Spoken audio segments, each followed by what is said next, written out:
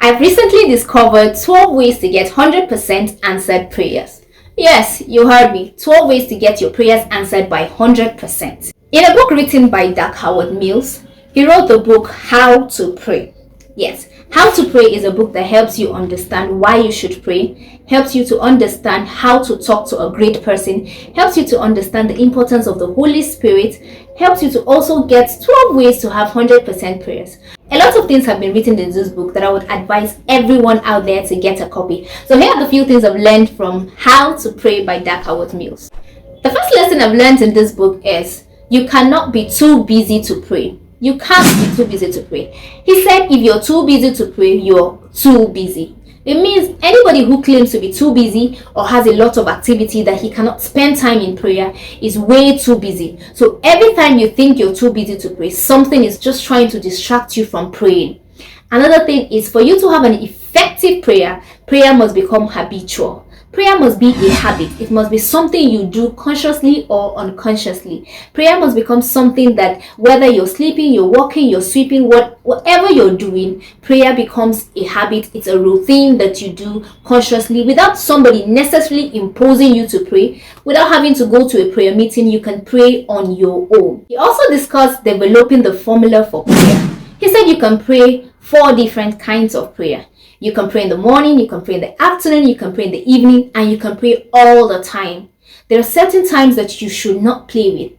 Praying all the times means you pray while you're sweeping, you pray while you're talking to your friend. That is why praying in the Holy Ghost is important, because when you pray in the Holy Ghost, you can pray all the time. You don't really need to have a closet to stay and pray. Praying should become habitual to you.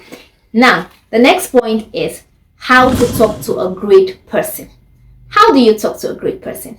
God is a great person. And if you must talk to a great person, you must know how to communicate with that person. And you must also know what the great person would want to hear you say when you meet him. So how do you talk to a great person? Have you thought of meeting your governor or probably your president? How would you act when he's there? What will be your behavior? If you know that you should behave differently when you're before a president or a governor, it simply means you should behave differently when you're before God. This is how you talk to a great person. First, when you meet a great person, do not be in a hurry to share your needs or to make a request. A lot of us meet greatness and the first thing we want to do is, oh sir, I really want you to attend my program. Sir, I'll be glad if you can give me this. Sir, I want you to do this. It's very wrong. When you meet a great person, do not be in a hurry to make a request. Do not try to make your needs known to the great person. The first thing you do is to allow yourself enjoy the company of the great person.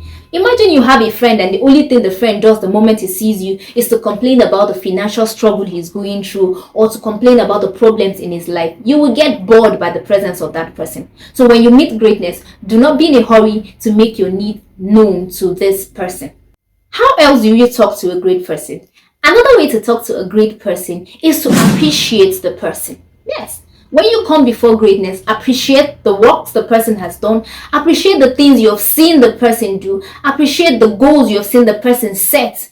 Appreciate the little things that this great person has done to you. So it is with God. Anytime you come before God, appreciate him for the things he has done. Appreciate him for the little things that people seem to think they are insignificant. Thank him for life. Thank him for the fact that you are still watching this video. There are several things you should be grateful to God for, and until you learn to recognize those things, you might not be effective in your prayer.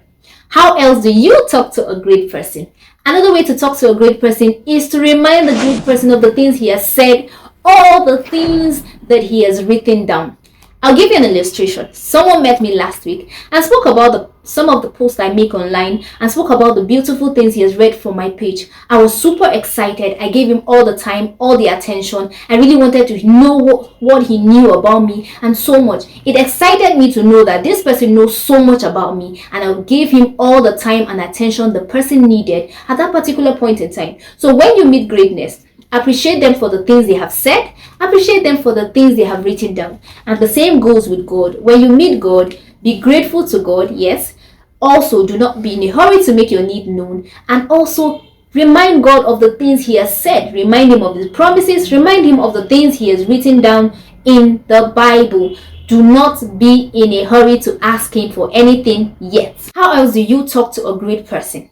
Talk to the great person about the things the great person loves. Talk to this great person about the things the great person is interested in. Do not ask the great person about the things you love. Talk to this person about what he loves.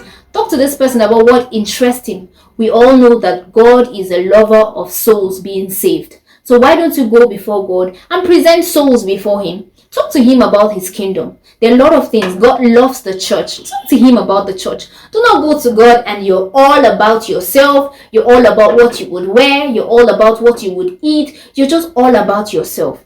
You are not interested in his agenda. That is not a good way to talk to greatness. When you want to talk to greatness, talk to them about the things they love. So what happens to you when you decide not to pray? Really, you would really decide not to pray.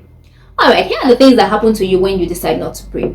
First thing that happens to you is you lose control of the circumstances around you. You cannot govern if you do not pray.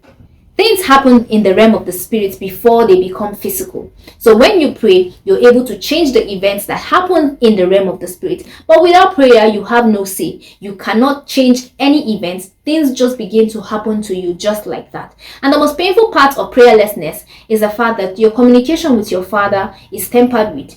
When you don't pray, you don't communicate with your Father. When you don't pray, you don't have a relationship with God. So how do you hope to exist without a relationship with God? The last point we'll be discussing is the mystery of prayer. Prayer has a mystery. Yes. One of the mysteries of prayer, and the one I love the most, is the fact that God wants you to tell him even though he knows. God is all-knowing, but he still wants you to talk to him about it. He still wants you to tell him about the situation. I remember a time in my life when I had a situation, and every single time I had that particular situation, I just believed that God knows and he's going to take care of it. I just believed that somehow, he's just going to find his way around it. Until I decided to pray about that particular situation, and I decided to tell him in detail what happened and how it happened. That was when everything stopped. So God knows, yes, but he's not going to act until you decide to tell him about it. Another mystery is that God is not involved until you get him involved. It's not as if God doesn't care about you, but he wants you to involve him. So you praying, it's you involving God, and it's a mystery that does not really have an answer why he won't just do it until you get him involved. So take your time to get God involved in whatever situation. And how do you get God involved? By staying in the place of prayer. How to Pray by Dag Heward Mills is a book I would recommend for everyone out there. This book has been a blessing to my life, and I believe it's going to bless your life. Remember, we have not discussed the 12 principles that will help you to get 100% prayer. So get a copy of this book and read the 12 principles that will help you to get your prayers answered 100%. And after you have done that, let me know what you think about this book. And let me also know what you think about this review. You can chat us up on our Instagram platform where we get to discuss and get to talk with you on what you think about this review. You can also leave a comment for me to know what you think about this review. Remember that anytime you're informed, you are empowered. Thank you and bye.